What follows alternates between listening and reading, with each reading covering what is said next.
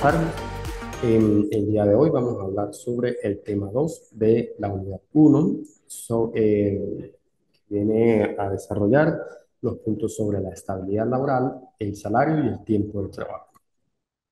La estabilidad laboral es el derecho que tienen los trabajadores de permanecer en sus puestos de trabajo, lo cual implica también una garantía en su favor y es el que no pueden ser despedidos sin una causa justificada. Causa justificada, causales para despido que establece la misma ley en el artículo 79 de la Ley Orgánica del Trabajo. De manera tal que el patrón no puede simplemente despedir a un trabajador porque quiso, sino porque tiene que encuadrarlo en una de estas causales que establece la ley. Ahora, existen dos tipos de estabilidad laboral que han venido así siendo desarrollados por la doctrina según sus particularidades. Una de ellas es la estabilidad relativa y la otra es la estabilidad absoluta. Actualmente en Venezuela tenemos un régimen de estabilidad absoluta, pero en la legislación, en la ley anterior, en la ley orgánica del trabajo anterior, teníamos un régimen de estabilidad relativa. ¿Por qué antes era relativa y ahora es absoluta? Bueno, porque anteriormente la estabilidad, si bien el trabajador tenía derecho a no ser despedido sin justa causa y a permanecer en su puesto de empleo, el patrono podía y era este, una potestad de él mismo, del patrono, podía pagar la indemnización por despido y el trabajador tenía que aceptarlo. Y de esta manera podía despedir libremente al trabajador. Entonces muchas veces el patrono simplemente quería deshacerse del trabajador y lo despedía sin justa causa y le pagaba su indemnización y se deshacía de él. Pero actualmente ello no es así. Actualmente, como tenemos un régimen de estabilidad absoluta, el patrono no tiene esa potestad. Esa potestad se traslada ahora es al trabajador y es el trabajador quien decide si él acepta el dinero o sigue trabajando. Es el trabajador quien decide ejercer su derecho al reenganche en su puesto de trabajo, la restitución de las condiciones de trabajo en las que venía desempeñando sus funciones, o acepta la indemnización por despido que le pueda pagar el patrón. Incluso la ley va un poquito más allá en este caso, porque el trabajador puede haber recibido el pago de sus prestaciones sociales y este pago no se puede entender de ninguna manera como que está renunciando a su derecho a la estabilidad, sino que ese pago se va a tener como un anticipo de lo que le corresponde eventualmente por prestaciones sociales.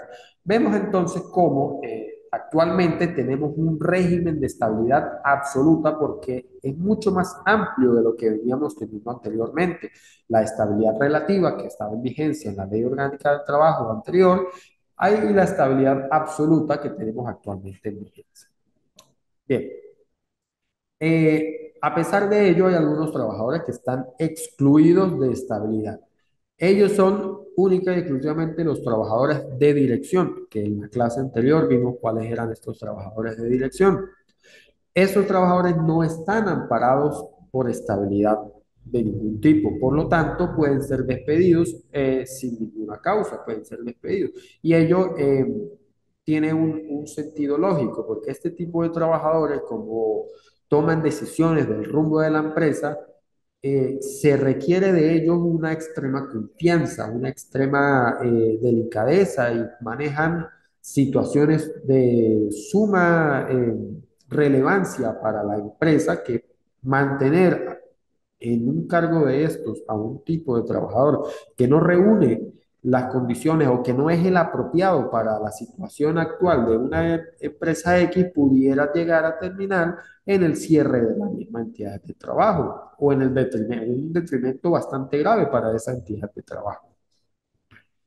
En la administración pública, este tipo de trabajadores se conocen como trabajadores de libre nombramiento, funcionarios de libre nombramiento y remoción, porque pueden ser removidos de su cargo en cualquier momento. Es la misma situación, solo que con otro nombre en este caso. Eh, ahora, eh, ¿cuál es el procedimiento de estabilidad laboral. Eh, Esto es un procedimiento jurisdiccional. Ahora es necesario, vamos a hacer un pequeño paréntesis, es necesario en este momento diferenciar lo que es la estabilidad laboral y la inamovilidad laboral. Un poco más adelante vamos a ver qué es la inamovilidad laboral y la vamos a diferenciar un poco de la estabilidad. Porque actualmente pues tenemos en vigencia un decreto de inamovilidad laboral que viene renovándose cada año desde el año 2000, que ha mantenido prácticamente en suspenso lo que es el régimen de estabilidad y se viene aplicando en la inmovilidad. Lo vamos a ver un poco más adelante. Bien, volvemos entonces que al procedimiento de estabilidad laboral. ¿Cuál es el procedimiento? El procedimiento es que el patrono, cuando considere que el trabajador ha estado incurso en alguna de las causales que justifican su despido, de las cuales se encuentran contempladas en el artículo 79 de la Ley Orgánica del Trabajo, va a despedirlo y va a participar, va a notificar al tribunal laboral competente por el territorio que despidió al trabajador explicando cuáles fueron las causas por las cuales la despidió. Y esta notificación, esta participación no va a dar origen a ningún procedimiento. Esa participación se va a quedar allí. No va a pasar absolutamente nada. El trabajador quedó despedido. Ahora bien, el trabajador dentro de los 7 días siguientes a su despido, tiene el derecho de acudir también a estos órganos jurisdiccionales, a los tribunales, a solicitar que se le califique su despido y que por lo tanto se ordene su reenganche. Fíjense un momento en esto. Si el patrono, en estos casos, no efectúa aquella participación del despido, se le va a tener por confeso en caso de esta reclamación que hace el trabajador. Por eso es importante que el trabajador, el patrono, realice esta notificación. Ello no le va a comportar ningún procedimiento como tal. El procedimiento se originaría única y exclusivamente si el trabajador, dentro de los 7 días siguientes a su despido, va a ir al tribunal y solicita que se califique su despido y que sea reenganchado. Ante esta solicitud del trabajador es que sí va a existir algún procedimiento. Este procedimiento va a ser sustanciado por un tipo de tribunal que se llama Tribunal de Sustanciación, Mediación y Ejecución y va a ser decidido eventualmente por un tribunal que es el Tribunal de Juicio. En este tribunal, el juez de juicio va a revisar si las causales han sido demostradas, las causales que justificaron el despido fueron realmente demostradas por el patrono y va a decidir conforme a lo que conforme a derecho, apegado a derecho. Decidido esto, pueden las partes apelar a esta decisión ante el juzgado superior y el tribunal superior decidirá. Ante la sentencia del tribunal superior no existe ningún recurso, por lo tanto no se puede ejercer ni el recurso de casación ni el recurso de excepción de legalidad. Pues le pone fin a la vía jurisdiccional y la sentencia del superior es definitivamente firme. Por lo tanto, cuando ya el superior haya decidido, tiene inmediatamente que remitir ese expediente al Tribunal de Sustanciación, Mediación y Ejecución para que ejecute la decisión. Siempre y cuando, obviamente, el reenganche haya sido declarado por lugar, porque va a ser necesario que el juez de sustanciación, mediación y ejecución se traslade ante la entidad de trabajo y, y restituya al trabajador en el puesto de trabajo que venía desempeñando. Si el patrono no quiere reenganchar, se va a tener como como que como es que está cometiendo el delito de desacato a la autoridad judicial y podrá ser privado de libertad. Y además, durante el tiempo que exista este desacato, el juez va a embargar bienes suficientes del patrono para satisfacer todos los salarios caídos que se hayan generado y que se generen hasta la efectiva restitución, hasta el efectivo reenganche del trabajador. Ahora, repito una vez más, este procedimiento no se ha venido aplicando por cuanto actualmente en Venezuela tenemos un régimen de inamovilidad laboral que se ha venido eh, prorrogando desde hace bastante tiempo y que resulta ser un poco más amplio y más intuitivo de los trabajadores. Esto es la inamovilidad. La legislación laboral establece el fuero sindical o la inamovilidad laboral. Realmente la inamovilidad laboral es una institución que nace en el derecho sindical. Eh, la inamovilidad laboral nace principalmente para proteger a los sindicalistas bajo ciertas circunstancias. Cuando están constituyendo un sindicato, cuando están celebrando una convención colectiva y bajo ciertas circunstancias que establece la misma ley. Esa fue la génesis de la inamovilidad laboral, el fuero sindical. Sin embargo, eventualmente el legislador vio la necesidad de ampliar la inamovilidad laboral a otros sectores y, por ejemplo, vino a arropar la inamovilidad laboral a la mujer gestante. Eventualmente también protegió de inamovilidad laboral al padre de ese bebé, al padre de la mujer embarazada, al esposo de la mujer embarazada. También vino a extender la inamovilidad laboral, por ejemplo, a los trabajadores delegados de prevención, están eh, revestidos de inamovilidad, y otro grupo de trabajadores bastante grande, que incluso en algunas leyes dispersas también se establece uno que otro trabajador que va a estar amparado en la movilidad laboral. Pero adicionalmente, y como les dije hace un momento, desde el año 2000 se ha venido decretando ah, un decreto presidencial de inamovilidad laboral que ha extendido la inamovilidad laboral a todos los trabajadores. Inicialmente habían unas limitaciones con respecto a la cantidad de sueldo que devengaba el trabajador, a cuántos sueldos mínimos devengaba en el mes, pero eso actualmente ya no tiene una limitación, sino que todos los trabajadores están revestidos de inamovilidad laboral. Ojo, están revestidos hasta a partir del primer mes del segundo mes de trabajo. Es decir, desde que inicia la relación de trabajo hasta antes de cumplirse el primer mes, no tienen inamovilidad. Después de eso, sí ya van a estar revestidos de inamovilidad laboral. Del primer mes en adelante, ya van a tener inamovilidad laboral. Eh, ¿Qué es la inamovilidad laboral? Es similar a la estabilidad.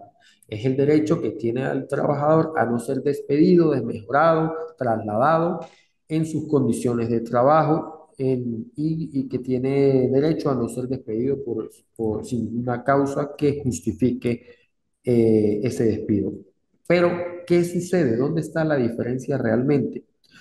La diferencia está en que el órgano que va a decidir este tipo de procedimientos ya no va a ser el tribunal, sino va a ser la Inspectoría del Trabajo, va a ser un órgano administrativo. Este órgano administrativo, la Inspectoría del Trabajo, pues tiene un procedimiento distinto, bastante diferente al que establece la ley orgánica del trabajo para la estabilidad laboral y se inicia obviamente con un escrito de solicitud de calificación de falta para poder despedir al trabajador que debe realizar el patrono, obviamente asistido por un abogado, en el cual exponga las razones que considera en las que está en curso el trabajador y que por lo tanto pudieran justificar su despido. Fíjense que en cuanto a la estabilidad laboral, el patrono despide al trabajador y después notifica al tribunal que lo despidió, pero en la inamovilidad laboral no lo puede hacer de esa manera. Si el trabajador incurrió en alguna causal de despido, el patrono no lo va a despedir aún. va a solicitar la autorización de despedirlo al inspector del trabajo y es el inspector del trabajo, después de finalizado aquel procedimiento, quien dirá si le da la autorización o no lo da. Esto en cuanto a la autorización para despedir al patrón, al trabajador. Pero si el trabajador fue despedido sin haber cumplido este procedimiento de calificación de falta, él tiene la posibilidad de acudir también a este órgano administrativo, a la Inspectoría del Trabajo, y solicitar el reenganche, en el cual básicamente va a ir a la inspectoría y va a decir que fue despedido injustificadamente y el inspector del trabajo ordena su reenganche, se traslada ante la entidad de trabajo. Hasta este momento el patrono no sabe que tiene ese procedimiento porque el patrono se entera de que tiene un procedimiento de reenganches en el momento en el que llega el ejecutor con el trabajador e incluso puede llegar con fuerza policial a decirle al patrono, mire, aquí está el trabajador que usted despidió y tiene que reengancharlo. Y tiene que hacerlo, tiene que reengancharlo. O puede llegar a oponerse al reenganche bajo ciertas causales que establece la ley, que son básicamente cuando eh, alegue, por ejemplo, que el trabajador no ha sido despedido o que el trabajador renunció o que el trabajador fue despedido por causa justificada o que el trabajador no está amparado por inamovilidad o estabilidad laboral. En este caso, como se opone a la ejecución del reenganche, el inspector del trabajo abre una articulación probatoria en las cuales se deben promover las pruebas que vayan encaminadas a demostrar estos argumentos y en caso de que efectivamente se compruebe que realmente fue así como alegó el patrono, pues declarará sin lugar el reenganche, con lugar la oposición, sin lugar el reenganche, o en todo caso, en caso contrario, declara sin lugar la oposición y con lugar el reenganche del trabajador. Pero este procedimiento también puede ser usado cuando el trabajador, sin necesidad de haber sido despedido, sí ha visto cómo se le ha modificado alguna de sus condiciones de trabajo o incluso no le han pagado su sueldo o le han pagado menos o lo trasladaron o lo desmejoraron de alguna manera. Puede acudir ante la Inspectoría del Trabajo y solicitar la restitución de derechos, la restitución de, de una situación jurídica que se ha visto infringida. El procedimiento va a ser exactamente igual, solo que el objeto de la pretensión va a ser distinto.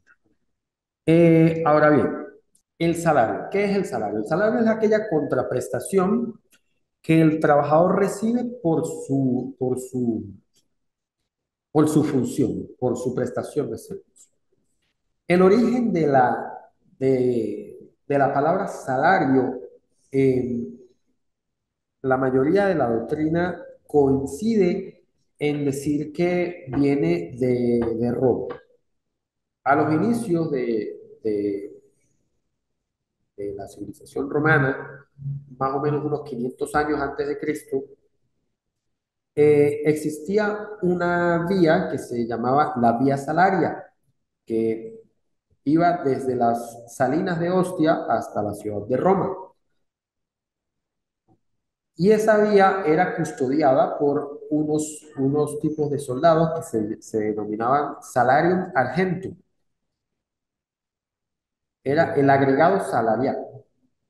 Eran un tipo de soldados que custodiaban esa vía. Como seguramente algunos saben, la sal era anteriormente un recurso muy preciado, porque con la sal no solamente se condimentaban los alimentos, sino que además tenía una función y tiene una función antiséptica y además es muy utilizado incluso en la actualidad para la conservación de muchos alimentos en lugares donde no existe refrigeración, donde no tienen algún equipo para la refrigeración. Por lo tanto, la sal era muy apreciada. A este tipo de soldados que custodiaban esa vía se le pagaba parte de su sueldo con sal. Y de allí vino a considerarse salario. Ahora, el nombre sueldo también tiene una acepción latina, romana, y viene a ser de la palabra solidum, que significa que era una moneda de oro, que vino a sustituir el denario, que era una moneda de plata. Y la vino a sustituir porque el denario ya estaba devaluándose, estaba perdiendo su valor adquisitivo. Entonces hubo la necesidad de crear esta nueva moneda que era de oro y era el sólido. Entonces, ese sólido se usaba principalmente para pagar a los funcionarios. Por eso, en un tiempo se decía que el salario era para los trabajadores a los cuales se les aplicaba el régimen de la Ley Orgánica del Trabajo, y el sueldo era la remuneración que percibía el funcionario público. Pero actualmente es indistinta la acepción que se utilice para una u otra cosa porque se tiene como que salario, sueldo son sinónimos. Bien, ahora un concepto de derecho de- de salario nos lo da la misma Organización Internacional del Trabajo en el Convenio 95, que también ha sido suscrito y ratificado por la República. Y dice así, el salario significa la remuneración o ganancia, sea cual fuere su denominación o método de cálculo, siempre que pueda evaluarse en efectivo, fijada por acuerdo o por la legislación nacional debida por un empleador a un patrono en virtud de un contrato de trabajo, escrito o verbal, por el trabajo que este último haya efectuado o deba efectuar, o por los servicios que haya prestado o deba prestar. Fíjense que básicamente el salario va a ser la remuneración que percibe un trabajador por haber prestado servicios bajo relación de dependencia en el seno de un contrato de trabajo. Y su fijación puede ser a través ya de lo que establezca la misma legislación nacional, o pudo haber sido convenido por ambas partes. ¿Cuáles son los elementos del salario? Primero, la proporcionalidad. El salario debe ser proporcional al trabajo que está desempeñando este trabajador. Aquí tiene también cierta relevancia aquello que decíamos en la clase anterior del principio de la realidad sobre las formas o apariencias, porque el salario tiene que ser proporcional al cargo. Por ejemplo, el presidente de la empresa no puede ganar un sueldo mínimo, no puede ganar lo mismo que un personal obrero, porque sus funciones ameritan un sueldo mucho mayor. Esa es la proporcionalidad que debe existir en el salario. La periodicidad tiene que ver con aquella certeza que tiene el trabajador de percibir periódicamente su sueldo. Es decir, su sueldo lo va a percibir constantemente, lo va a recibir cada cierto tiempo. La ley establece que eh, no se puede pagar el sueldo por lapsos mayores a 15 días, salvo una excepción, en los cuales el patrono también provea la alimentación y la vivienda al trabajador. En esos casos pudiera llegar a pagarse mensual, e incluso a los trabajadores de la construcción normalmente se les paga mensual, no se les paga quincenal. La seguridad también es la certeza que tiene el trabajador de que va a percibir por su prestación de servicio ese sueldo, esa remuneración, porque él sabe que durante la vigencia de toda la relación de trabajo, si trabajó, va a recibir su sueldo. La disponibilidad quiere decir que el trabajador es libre de hacer con su sueldo lo que a bien tenga, lo que a bien quiera.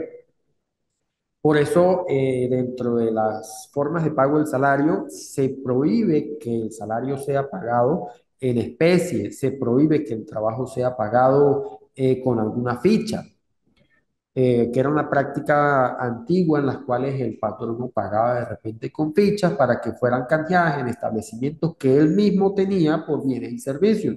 Por ejemplo, tengo una empresa, pero yo mismo también tengo un supermercado, y en ese supermercado yo puedo recibir una especie de moneda que yo mismo emito para que solamente la usen en mi establecimiento. Entonces yo le pago el sueldo a los trabajadores con esa moneda para que únicamente pueda consumirlos en establecimientos míos. Eso está prohibido, por lo tanto, el salario, el sueldo, el trabajador debe tener la libre disponibilidad del mismo. Otro elemento es el carácter alimentario o más bien de manutención, porque lo que se procura principalmente el trabajador con su sueldo no solamente es alimentación para sí, para su grupo familiar, sino asegurarse una vida digna, poder satisfacer necesidades de educación, de vivienda, de esparcimiento. También otro elemento del salario es la inembargabilidad. El salario no puede ser embargado bajo ninguna circunstancia con una sola excepción, y es en el caso de las demandas de manutención o de alimentos, como se denominaba anteriormente, por hijos menores, pero no puede ser embargado en su totalidad, sino solo una porción. Y finalmente la irrenunciabilidad del salario como último elemento, que el trabajador no puede renunciar a su sueldo, a su salario, como contraprestación de su servicio, porque si renuncia a su sueldo no habrá relación de trabajo, ya pudiera ser un trabajo, una liberalidad, pero si renuncia a su sueldo, si pudiera renunciar al sueldo, incluso se pudieran llegar a presentar situaciones de esclavitud moderna. La Ley Orgánica del Trabajo, en el artículo 104, define el salario de la siguiente manera. Se entiende por salario la remuneración, provecho o ventaja, cualquiera fuera su denominación o método de cálculo, siempre que pueda evaluarse en moneda de curso legal que corresponda al trabajador o trabajadora por la prestación de su servicio y, entre otros, comprende las comisiones, primas, gratificaciones, participación en los beneficios o utilidades, sobresueldos, bono vacacional, así como recargos por días feriados, horas extraordinarias, trabajo nocturno, alimentación y vivienda. Este primer párrafo del artículo 104 es lo que nosotros vamos a identificar como salario integral. Va a ser salario integral toda remuneración que corresponda al trabajador por la prestación de sus servicios. Es decir, todo lo que se le haya pagado al trabajador por prestar servicios, por motivo de la prestación de servicios, va a ser salario. Es decir, las vacaciones van a ser parte del salario integral, las utilidades van a ser parte del salario integral, todo bono que le haya pagado el patrono a su trabajador va a ser parte del salario integral. Fíjense lo que les estoy diciendo, todo bono que pague el patrono a su trabajador va a ser parte del salario integral. Es importante esto porque en la práctica se ve muchísimo que el patrono pretende de alguna manera desconocer el carácter salarial de una porción bastante grande del sueldo, diciendo que son bonos por esto, bonos por aquello y bonos por lo otro. Y resulta que todo eso forma parte del salario. Si el patrono le otorgó al trabajador, por ejemplo, un bono por el día del trabajador o por el cumpleaños del trabajador, eso es parte del salario, es parte de su salario integral y por lo tanto tiene que computarse para el pago de sus prestaciones sociales. Continúa el artículo diciendo, los subsidios o facilidades que el patrono o patrona otorgue al trabajador o trabajadora con el propósito de que éste o ésta obtenga bienes y servicios que le permitan mejorar su calidad de vida y la de su familia, tienen carácter salarial. Es lo que les acabo de decir. Todo aquello que el patrono le pague al trabajador, que denomine bono por esto, por aquello, subsidio, lo que sea, eso tiene carácter salarial y por lo tanto debe computarse para el cálculo de los conceptos que corresponden. Continúa el artículo en su tercer párrafo diciendo, a los fines de esta ley se entiende por salario normal la remuneración devengada por el trabajador o trabajadora en forma regular y permanente por la prestación de sus servicios. Quedan, por tanto, excluidos del mismo las percepciones de carácter accidental, las derivadas de las prestaciones sociales y las que esta ley considera que no tienen carácter salarial. Para la estimación del salario normal, ninguno de los conceptos que conforman producirá efectos sobre sí mismo. Salario normal. Ya vemos entonces cómo hay dos conceptos, el de salario integral y el de salario normal. Es importante saber y diferenciar cada uno de ellos, porque según uno Un tipo de salario se utilizará para el cálculo de algunos beneficios y el otro para otras cosas. Salario normal entonces será lo que recibe el trabajador de forma regular y permanente. Es decir, que si el trabajador normalmente recibe la cantidad de 4.000 bolívares mensuales y en el mes hubo un día en el que, por ejemplo, trabajó 4 horas extra, esas 4 horas extra no van a formar parte de su salario normal. Distinto es que todos los días de ese mes haya trabajado 1, 2, 3 horas extra. En este caso, como lo está haciendo de forma regular y permanente, esas horas sí van a formar parte de su salario normal. Con respecto a lo que dice este artículo en sus últimas líneas, eh,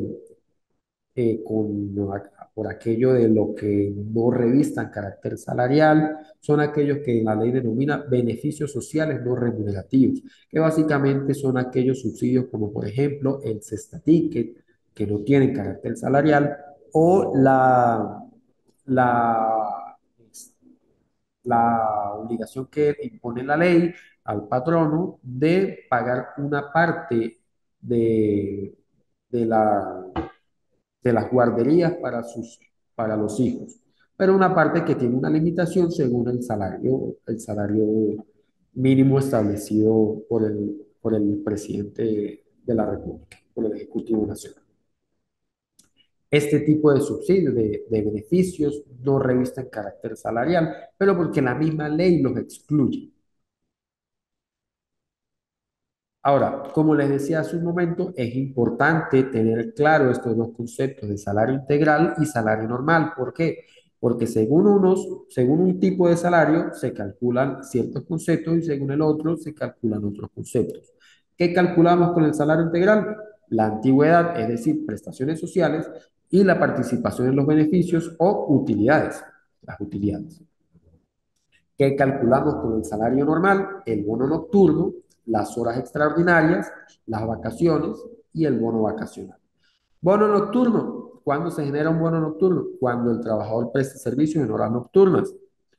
¿Cuándo se generan horas extra? Cuando el trabajador presta servicios en horas que exceden de su jornada ordinaria.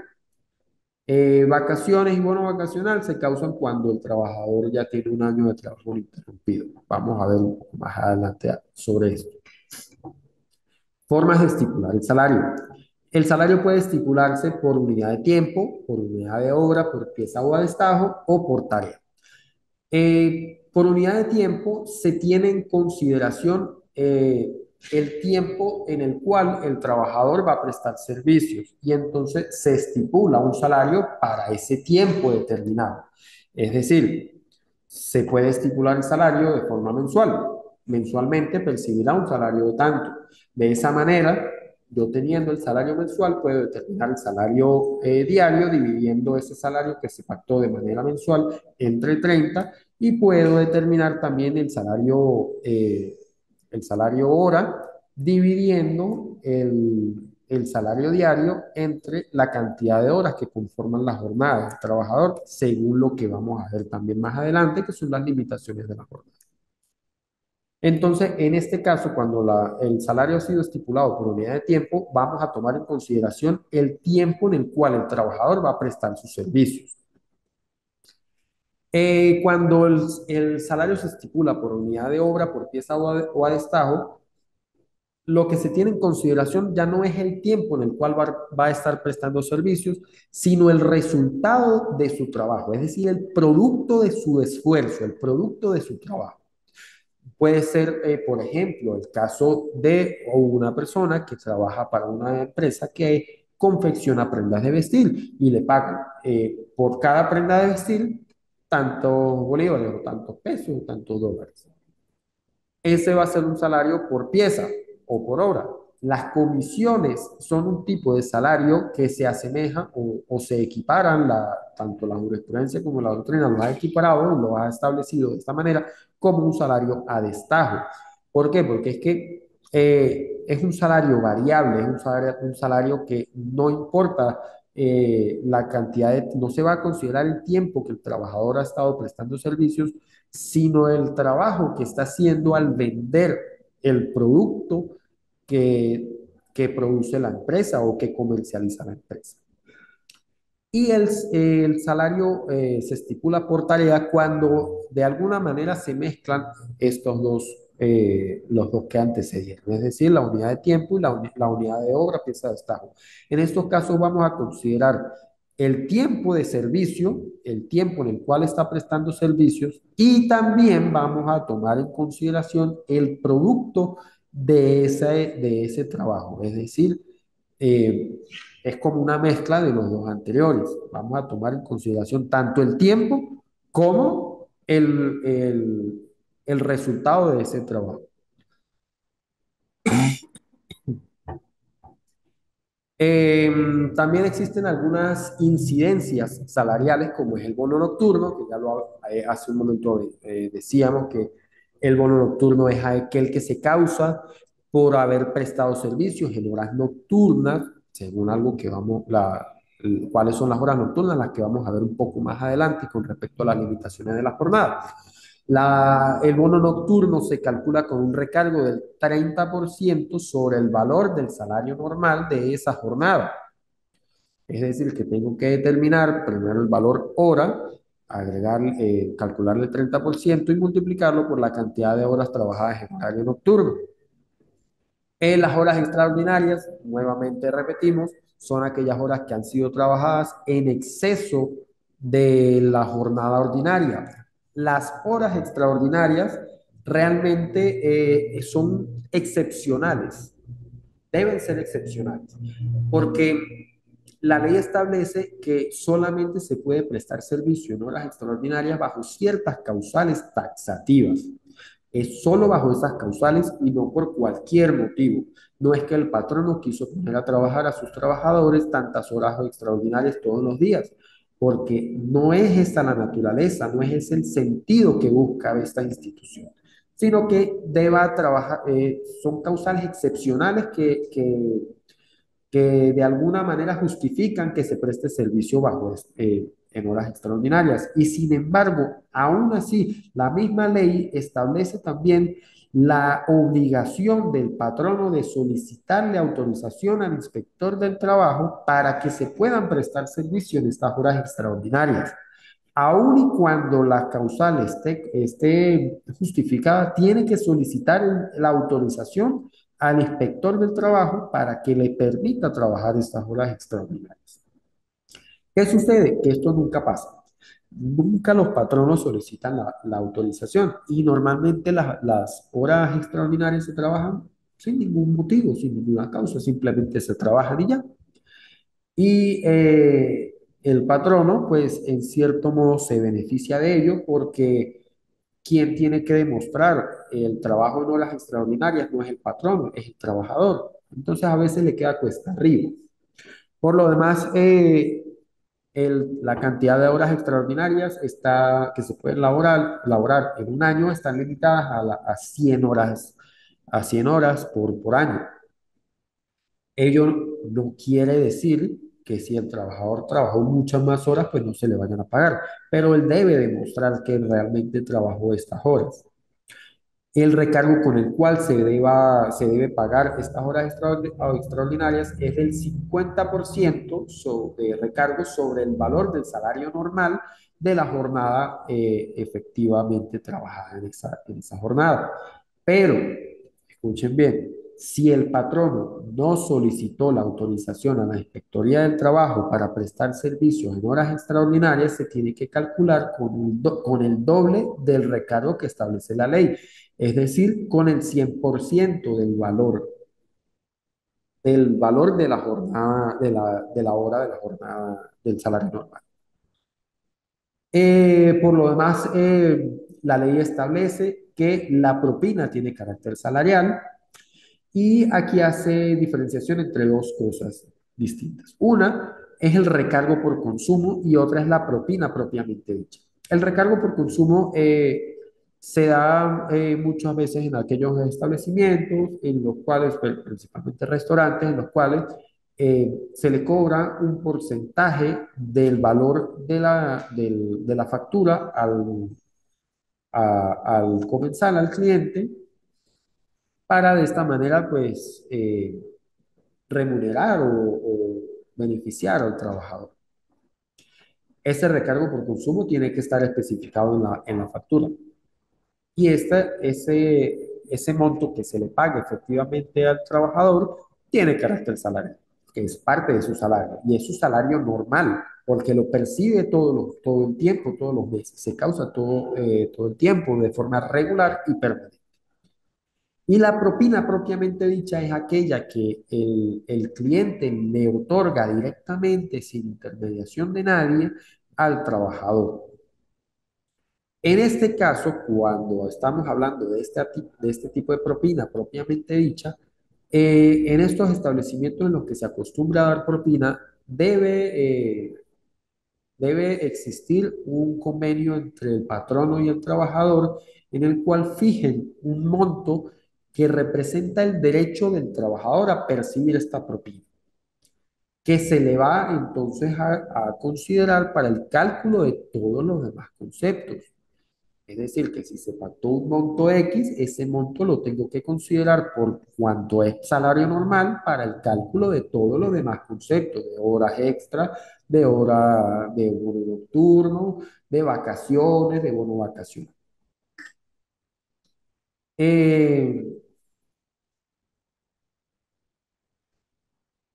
¿Qué sucede en los casos en los cuales no existe este convenio? El juez puede y debe en estos casos fijar un monto y lo va a fijar en función de la calidad del servicio y de la calidad del establecimiento, la categoría del establecimiento. Entonces tiene que verse, por ejemplo, si el establecimiento es de categoría alta, si los precios de los productos que comercializa, del menú, son elevados, la cantidad de gente que frecuenta el local y la experiencia que pueda tener el trabajador como mesonero. Todos estos aspectos deben considerarse para cuando el juez va a fijar este monto que representa la propina. Ahora, el recibo de pago.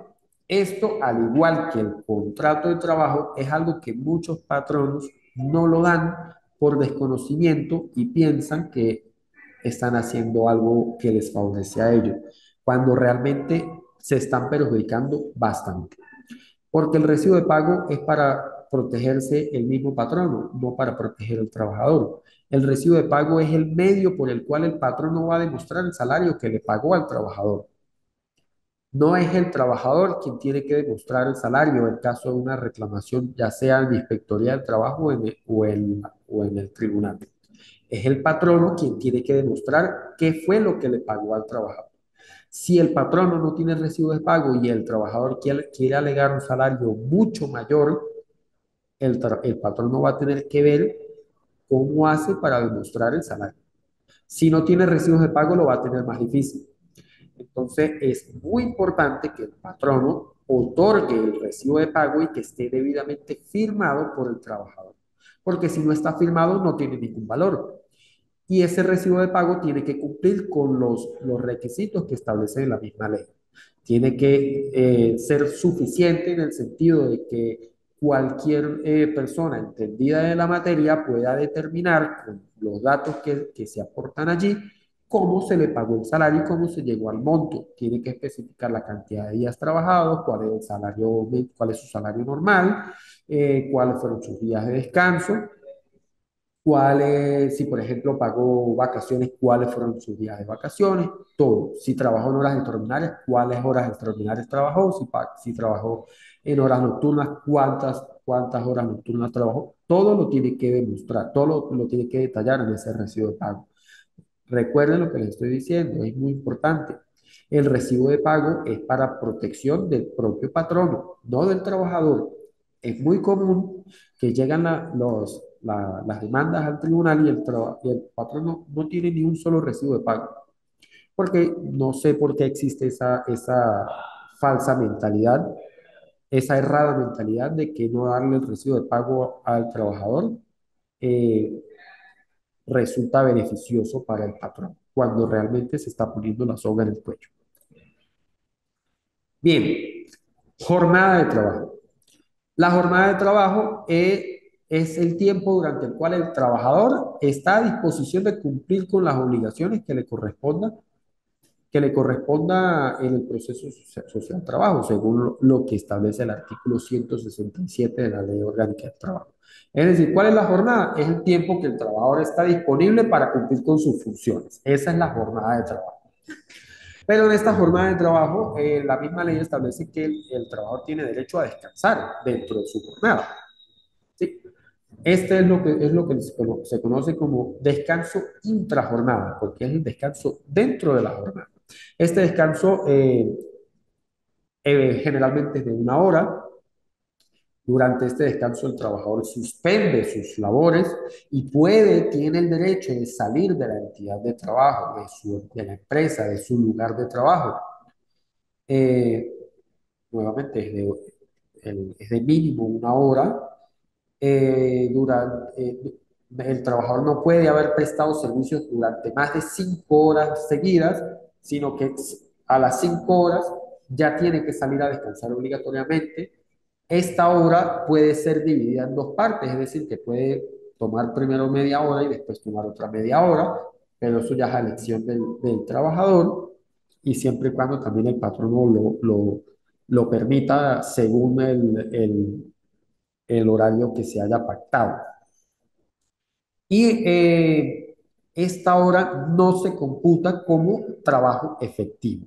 Es decir, que si el trabajador tiene un horario, una jornada de 8 horas, estas 8 horas no van a comprender su hora de descanso.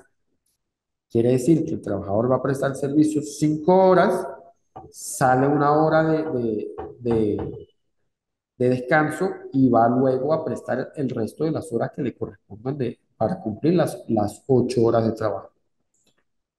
Esa hora de descanso no se computa dentro de la jornada de trabajo, pero hay una excepción y es en los casos en los cuales el puesto de trabajo sea continuo, sea horarios rotativos o que el trabajador no se pueda ausentar de su puesto de trabajo porque es necesario que reciba alguna especie de instrucción. Son los horarios corridos, lo que se conoce comúnmente como horario corrido. En estos casos, el descanso no podrá ser inferior a 30 minutos. Igualmente, no puede el trabajador prestar servicios por más de 5 horas continuas, sino que cumplido este lapso de 5 horas, tiene que hacer esa pausa, ese descanso, tiene que tomar su descanso. Y en este caso, este descanso sí se va a imputar dentro de la jornada, es decir, sí se va a computar como jornada eh, de trabajo, como trabajo efectivo. Fíjense la diferencia entre cuando el trabajador sale del establecimiento porque se interrumpe, se suspende el ejercicio de sus funciones, no está a disposición del patrón en ese momento, en este caso no se toma como jornada efectiva y por lo tanto debe cumplir las ocho horas de trabajo efectivo. A este caso, en el cual el trabajador sí permanece en las instalaciones de la empresa, de su puesto de trabajo, y no se puede retirar, puede recibir órdenes incluso durante este tiempo y tiene su descanso de 30 minutos, que tiene que ser mínimo de 30 minutos. Pero en este caso, pues sí va a computarse dentro de la jornada. ¿Cuáles son los límites de la jornada ordinaria? La Ley Orgánica del Trabajo establece que la jornada va a ser diurna cuando esté comprendida entre las 5 de la mañana y las 7 de la noche. Esta jornada diurna va a tener una duración máxima de 8 horas diarias y 40 horas semanales. La jornada va a ser nocturna cuando esté comprendida entre las 7 de la noche y las 5 de la mañana. Y esta jornada nocturna no podrá exceder de 7 horas diarias ni de 35 semanales. Ahora, Cuando la jornada tiene periodos comprendidos entre la jornada diurna y la jornada nocturna, estamos en presencia de una jornada mixta. Esta jornada mixta no puede exceder de 7 horas diarias, de 7 horas y media diarias, ni de 37,5, 37 horas y media semanales. Pero, ¿qué sucede? Que si esta jornada de trabajo tiene más de que 4 horas, de 5 horas de trabajo en jornada nocturna, se debe computar completa como jornada nocturna. Ya no va a ser jornada mixta. ¿Por qué es importante conocer esto? Porque aquí voy a poder yo determinar cuándo se está en presencia de una jornada extraordinaria, una hora extraordinaria, y cuándo vamos a estar trabajando horas nocturnas. Por lo demás, la jornada, entre jornadas hay un descanso, que el descanso entre jornadas, es decir, los días que tiene libres, los días de descanso del trabajador. La ley establece que son 2 días consecutivos y que uno de esos días debe coincidir con el día domingo. Entonces, ¿qué quiere decir esto? Que el trabajador va a tener libre el lunes y el domingo, o el domingo y el lunes, o el sábado y el domingo. Sin embargo, cuando el trabajador por cualquier motivo preste servicios en uno de estos días de descanso, va a tener derecho a un día de descanso compensatorio en la semana siguiente. Sin embargo, hay una excepción a estos días consecutivos de descanso, y es en las relaciones de trabajo que sean por continuos y por turnos. Es decir, por ejemplo, en una siderúrgica donde existen unos hornos que no se pueden apagar porque conllevaría un daño grave, o volverlos a poner en funcionamiento, lleva mucho trabajo. En estos casos no están como circunscritos a este tipo de jornadas, sino que en estos casos los trabajadores sí pueden tener días distintos de, de descanso, que no van a ser consecutivos, y no necesariamente va a ser el día domingo. Otro descanso que tienen dentro de la jornada es el descanso anual, es decir, las vacaciones. Las vacaciones se causan después de un año de trabajo ininterrumpido y consisten en 15 días de salario más un día adicional por cada año de trabajo, hasta un máximo de 30 días. Estos días de vacaciones son días hábiles de vacaciones, es decir, eh, los días hábiles de su jornada. Si su jornada es, por ejemplo, de lunes a viernes, yo voy a computar los 15 días de lunes a viernes, y los días sábados y domingos se deben pagar también adicionalmente, porque no son días hábiles en los cuales se pudiera computar las vacaciones. En los casos de vacaciones colectivas, cuando son aquellas que se causan cuando el patrón acostumbra a tomar en cierta época del año una interrupción en las vacaciones colectivas. Todos los trabajadores salen a disfrutar de este derecho. ¿Qué sucede cuando el trabajador no ha cumplido el año de trabajo ininterrumpido y por lo tanto no tiene todavía derecho a las vacaciones colectivas? Pues igualmente va a disfrutar de estos días, pero no van a ser vacaciones colectivas para él, sino día de descanso remunerado, que se van a computar eventualmente cuando se le cause su derecho de vacaciones, y se le van a ir descontando de los días adicionales. Adicionalmente, cuando se causa el derecho de las vacaciones, el trabajador, cuando va a disfrutar de este derecho, también tiene derecho a un bono vacacional, que igualmente va a ser correspondiente a 15 días de salario normal, más un día adicional por cada año, hasta un máximo de 30 días.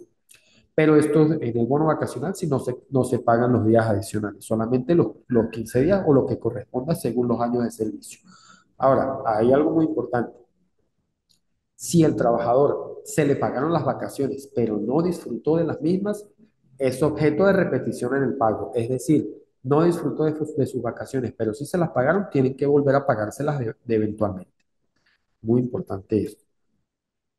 Y de esta manera, pues finalizamos el tema 2 de la unidad uno, y finalizamos entonces también así en la unidad uno de esta unidad curricular.